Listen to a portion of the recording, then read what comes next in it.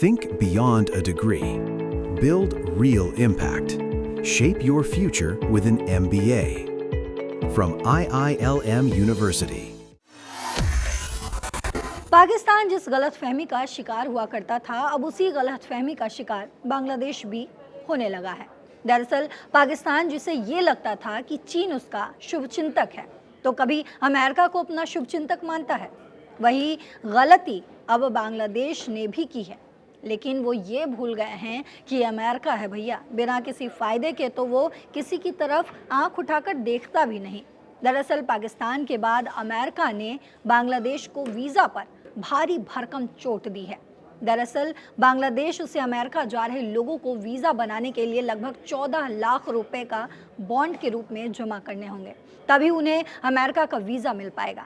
इससे पहले अमेरिका ने पाकिस्तान समेत 75 देशों को इमिग्रेंट वीज़ा जारी करने पर रोक लगा दी थी। इससे पाकिस्तानियों के अमेरिका में बसने और शादी करने पर रोक लग गई है। दरअसल अमेरिकी दूतावास ढाका ने ये नया नियम लागू किया है, जिसमें बांग्लादेशी नागरिकों को अमेरिका की बिजनेस या टूरिस्ट वीज़ा यानी कि B1 या फिर B2 के लिए भारी बॉन्ड फीस भरनी होगी। अमेरिकी वीज़ा नीति की जो 21 जनवरी 2026 से शुरू हो रही है।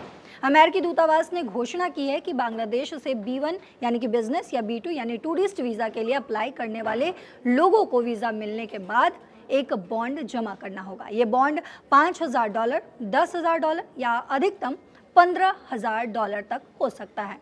अगर हम बांग्लादेशी टका में देखें तो $15,000 लगभग 18 लाख टका बनता है, यानी बहुत बड़ी रकम। ये राशि वीज़ा इंटरव्यू के दौरान तय की जाएगी। हर एप्लीकेंट के लिए अलग अलग ये हो सकती है, जैसे उनकी प्रोफाइल, ट्रैवल हिस्ट्री देखकर। अब ये समझना ज़रूरी है कि आखिर ये नियम किन लोगों पर लागू होगा, तो ग्राफिक्स के ज़रिए समझिए। सिर्फ नए B1 या B2 वीज़ा पर जो 21 जनवरी 2026 या उसके बाद जारी होंगे। जिनके पास पहले से वैलिड B1 या B2 वीज़ा है, उन पर यह नियम लागू नहीं होगा। स्टूडेंट वीज़ा, वर्क वीज़ा, इन सब पर वो नहीं लागू होगा। ये पॉलिसी बांग्लादेश के अलावा 38 अन्य देशों पर भी लागू है, जैसे कि नेपाल, भूटान, नाइजीरिया और भी कई ऐसे देश हैं, लेकिन ये भारत पर लागू नहीं होगा। दरअसल अमेरिकी अधिकारियों का कहना है कि बांग्लादेशी वीज़ा होल्डर्स में ओवरस्टे यानी कि समय से ज़्यादा रुकने की जो है वो दर काफ़ी ज़्यादा है। 2025 में ये दर 3.66% थी, जो दुनिया के औसत से 3 गुना ज़्यादा है। इसीलिए वो ये चाहते हैं कि लोग वीज़ा के नियमों का पालन करें, समय पर वापस लौटें और सही व्यवहार करें। अब सबसे महत्वपूर्ण बात, ये बॉन्ड रिफंडेबल है या फिर नहीं? तो जवाब है हाँ, ये पूरी तरीके से रिफंडेबल है, वापस मिल सकता है, लेकिन शर्तों के साथ। अगर आप वीज़ा के सभी नियम जानते हैं, जैसे कि अमेरिका में तय समय से ज़्यादा ना रुके, सही एंट्री और एग्ज़िट पोर्ट से आए जाए, जैसे कि JFK, वाशिंगटन डलेस या लॉस एंजलिस एयरपोर्ट, और कोई गलत व्यवहार भी ना करे, तो बॉन्ड पूरी रकम वापस मिल जाएगी। लेकिन अगर नियम टूटा तो बॉन्ड जब्त हो सकता है और सज़ा भी इस पर हो सकती है। दूतावास ने एक बहुत ज़रूरी चेतावनी भी दी है, वो भी आपको ग्राफिक्स के ज़रिए समझाते हैं। वीज़ा इंटरव्यू से पहले कभी भी बॉन्ड के लिए पैसे ना भरे। पहले पेमेंट करने से वीज़ा मिलना गारंटी नहीं है।